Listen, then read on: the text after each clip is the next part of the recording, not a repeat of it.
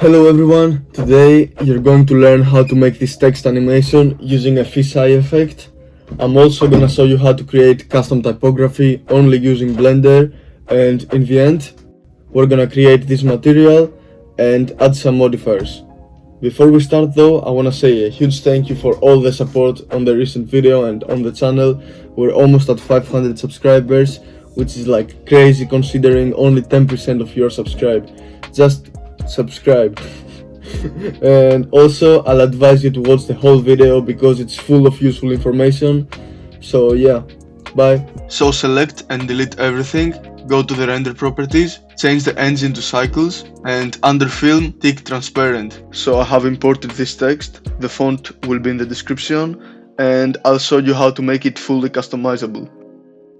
So first of all, add a cube, scale it down, activate X-ray mode, go to the modifiers tab and add a subdivision surface modifier. Make both levels 3 and then align the sphere with the text.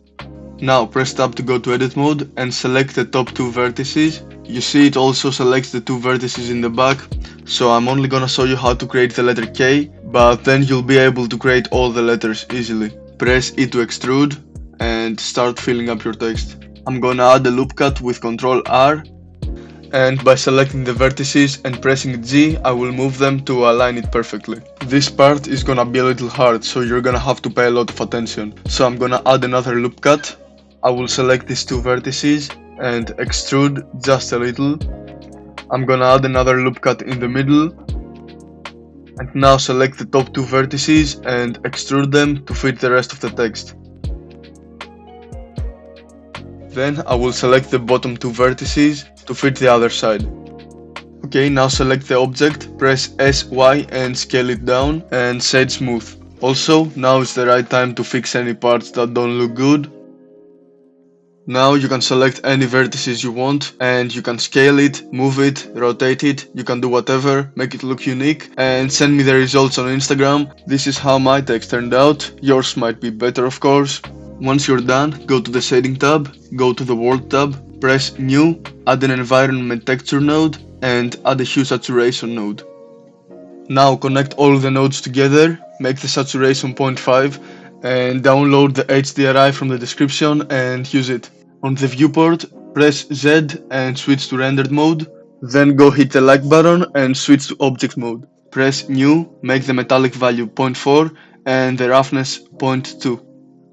Then press Shift A and add the noise texture node and also add the color ramp node and connect them exactly like me. Change the scale to 2.1 and press the black color and change it to this code and change the white color to any color you want, and then bring the pins closer to the middle and then just select the other objects and import the same material.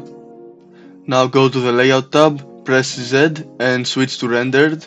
Now press Shift A to add the camera, press Ctrl Alt 0 to move your camera to your view and fit the text inside. Now go to the camera properties and under viewport display and composition guides you'll find thirds, activate it and place the text exactly in the middle. Now go change the type to panoramic, change the panorama type to the last option, change the field of view to 360, also change the K3 value to this code.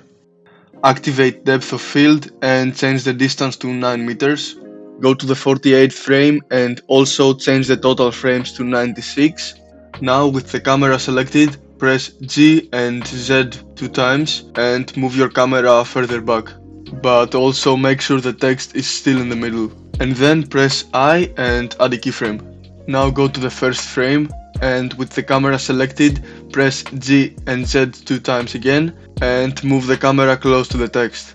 Zoom in until the text is no longer visible, but make sure to zoom in a spot where it's transparent and there's no text. With G you can move the camera and when you can no longer see the text, press I and add another keyframe. As you can see, we've created the animation. Now copy the first keyframe with Ctrl C and paste it at the last frame. Now select your letters, go to the modifiers tab, add a wave modifier, change the height value to 0.2 And under time, change the speed to 0.1. Do the same thing for all the other letters and then your animation should be done. Now go to the render properties and keep the samples at around 300. Before you render, activate motion blur and put it at 0.5. And also these are the output settings I use to get a transparent background.